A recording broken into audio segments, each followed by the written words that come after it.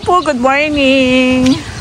So update po tayo sa Bacoor project namin. Today Saturday, syempre punta kami ni Ray.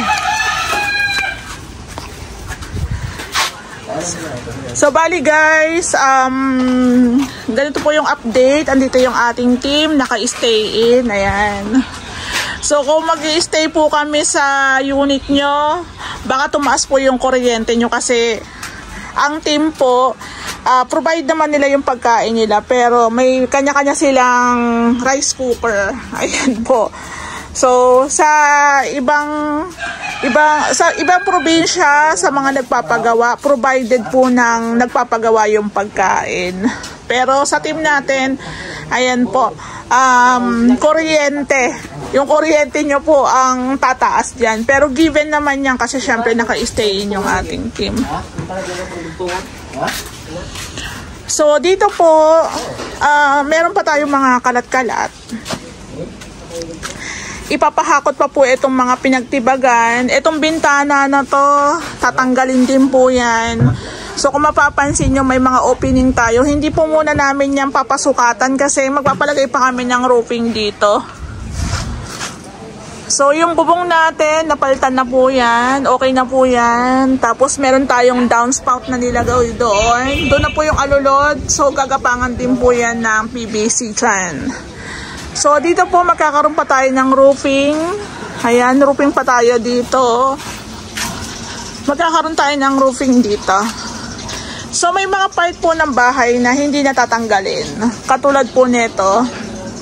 So bali nung kahapon po, Friday, dineliver yung ating mga tiles tsaka adhesive, ayan. Tapos nung Thursday naman po yung ating mga PVC, yung mga PVC panels, ayan, dineliver na po yan. May white, merong brown. So lahat nga po pala dito asikaso namin ni Ray. Ayan po. So, inuna lang po muna namin yung pinakaloob. Doon nga po pala sa mga makakakita ng aming vlog, ibang-iba po talaga itsura nito. Meron akong dating video nito na inocular po namin. Tapos ito dati wala to eh. So, ang gusto ng may-ari, i-extend yan para ito po is magkaroon sila ng dirty kitchen. Ayan. So, ang kulang na lang nito is roofing. So, baka po by next week, may tatapusin lang si Kuya Bok sa Carmona. Babalik po ulit si Kuya Bok dito. So, ito lalagyan ng bubong. Bubong din po doon. Tapos, meron na rin po tayo ditong lababo. Ayan. Ang gusto ng may-ari, maliit lang na lababo dyan. So, I think mga 50, 60. Tapos, ito na po yung kanilang countertop, itatiles na lang po yan. So dito po magpapalagay tayo ng sliding dito. Ayan po. So mapapansin nyo, nakamasilya na rin po yung bahay. So ito po yung dalawang bintana before na tinanggal din. Tapos binawasan ng laki kasi masyadong malaki. So ganyan na lang din po yung naging suggestion namin kay ma'am, gawa ng kitang-kita po kasi doon sa loob. So, 2 kwarto po yan. Na-extend na po. O-extend po tayo ng konti doon. Ayan. So, dati wala po to eh. So, in-extend po natin yan dito. So, meron pa rin pong space na gagalawan. Ayan. So, bali, meron tayong daanan dito. Ayan po. May daanan tayo dito. So dito nga po pala nagpader din kami. Sariling pader. Tapos the rest po yan, sariling pader din po yan ni ma'am. Ayan po. So sa dati kong video, andito po yung kitchen area ni ma'am. So dito, ang instruction ni ma'am is laundry dito laundry. So meron tayong storage, washing po dito. Tapos abang ng tubig, saksakan po ng washing. Tapos dito yung ating gas range. Ito naman po yung saksakan ng gas range. Sa taas po, meron tayong para sa range hood. Ayan po. So, ito po yung dating kwarto. Pero ang gusto ng may-ari, tanggalin na rin yan. Open na lang siya. So, ang pinaka-kwarto na lang po, ayun, yung dalawa na yun. So, dito muna po tayo. So, guys, ito yung kwarto. Unang kwarto. Tumaas na po yung ceiling niya. Ayan, meron na rin po yung PVC panels. So, diba? Tapos, 4 na pin lights. Tapos, isang center light. Tapos, guys, nakakornisa rin po siya. So, mas lumawak na siya ngayon at tumaas na rin ang pinaka-ceiling. Diba? So, ito po, ay hindi ko muna siya papasukatan kasi hinihintay ko pong magawa muna yung roofing dito sa my front extension. Tsaka na tumampang napanood nyo po yung vlog kasi baka po kasi mabasag. Yun ang iniiwasan ko. Once na nasukatan naman na po yan, madali na lang i-install. Pero sa ngayon, hindi po pwedeng isabay na natin na hindi pa po tapos yung ating front extension. So, pag gano'n naman po nagsasuggest kami, kasi syempre magiging abala rin po yan sa gumagawa. Ito po yung second room. Kung mapapansin nyo ito, hanggang dito lang po yan dati. So, in-extend din po yung pinaka-pader. Kaya lumaki na po yung itong isang kwarto na to. Tapos, ayan, naka-PVC panels. Ang gusto na ni ma'am, 6 na pin lights. Tapos, isang center light tayo dyan. Tapos dito nga po pala, ang gusto ni ma'am, tagusan. Tagusan po yung pinto ng ating bathroom. Meron dito sa may kwarto, meron dun sa may kitchen. So, bali guys, bali ma'am, pag napanood niyo po itong vlog, ang pinto po natin dito, para hindi po maging sagabal, palabas. So, palabas po ang pinto natin dito, ma'am. Same lang po dun sa kabila kasi conflict sa lapad po ng bathroom. Maglalagay pa tayo ng lavatory dun. So, kailangan palabas po ang palo ng pinto. So, bali, ito lang po kasi yung bathroom nila, ma'am. Hindi siya nilakihan, lumapad, pero humaba. Kasi in-extend na namin siya hanggang doon.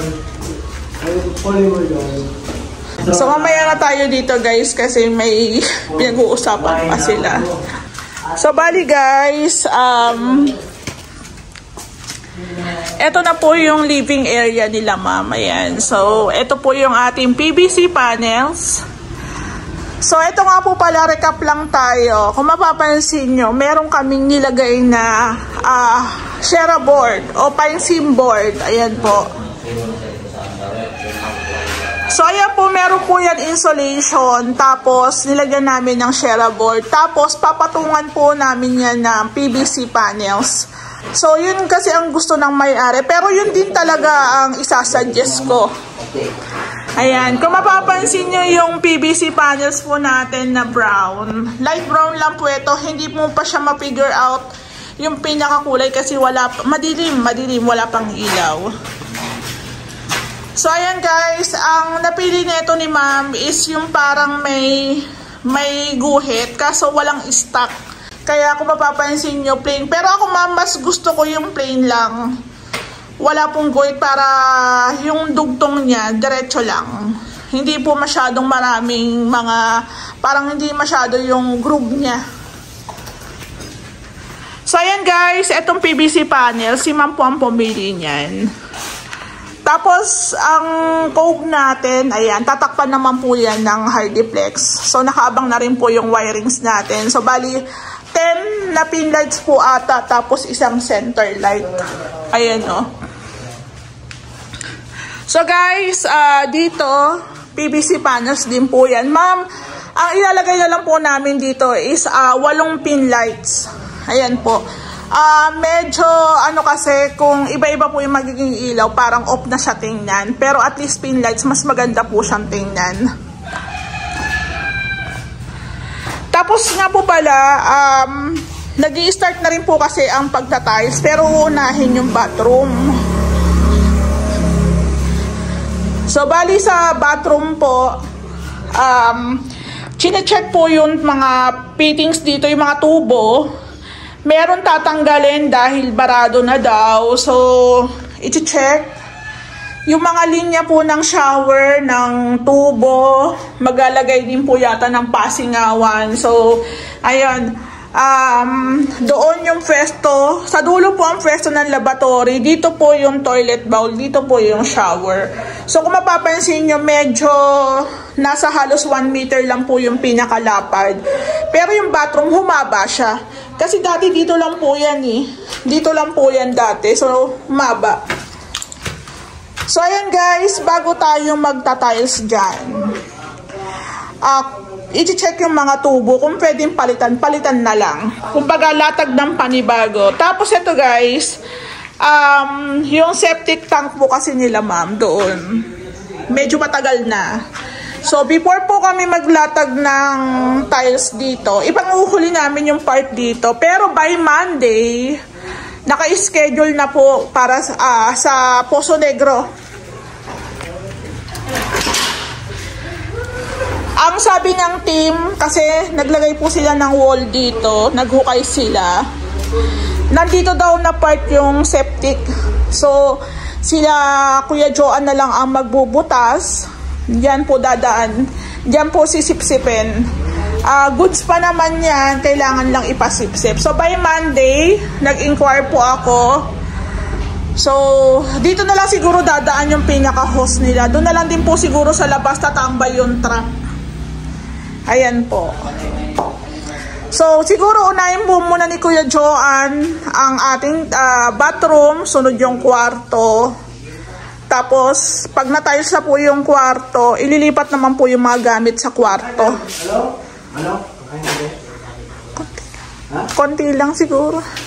Tapos dito guys, kasi may mga gamit sila ma'am, ipapasok po yan para makapag-tiles naman po dito. Ayan o. Ang ganda na, di ba?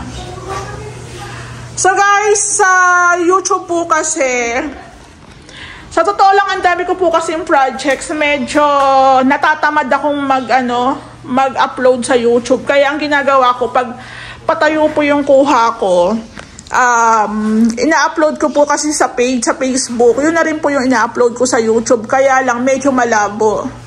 Pero kung mag-upload talaga ako ng pang YouTube, malinaw naman po yan. Malinaw naman, tatamad lang ako. Pero kung gusto nyo pong maging updated, doon po sa ating Facebook page. Ayan, road to 300,000 followers na po tayo doon.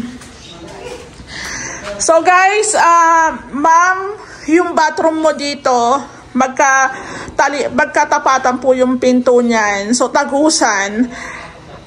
Ito po yung sinasabi ni Reyna, palabas po ang bukas ng pinto ng bathroom kasi dito po yung lavatory. So, pag ganito, medyo conflict dahil hindi natin mabubuksan maigi yung ating pinto. Pag ganun naman po, tatamaan naman yung lavatory. Kaya ang sabi ni Ray is, labas na lang. So guys, yung tiles na gagamitin namin dito sa bathroom is 60 by 60 tsaka 30 by 60. Si ma'am din po ang pumili nun. Ayan po. So guys, dito nga po pala sa unit nila ma'am, halos, kasi nagbigay po sila sa akin ng 500,000 para po sa partial materials. As of now, umaabot na po kami ng 430 plus.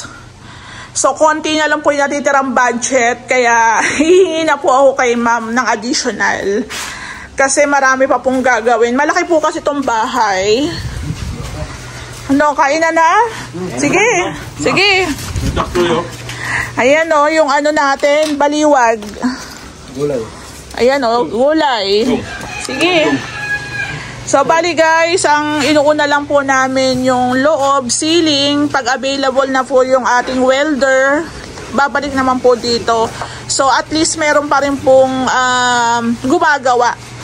Tsaka po dito sa unit nila, pag wala po kaming gagawin, nagpapaalam po kami. So medyo malaki-laki pa to, malawak-lawak pa ang ating lalagyan ng bubong. Ayan, hanggang dito yan. Tapos ito pong pinto nila, papalitan din po ito. Ayan, papalitan din po yan.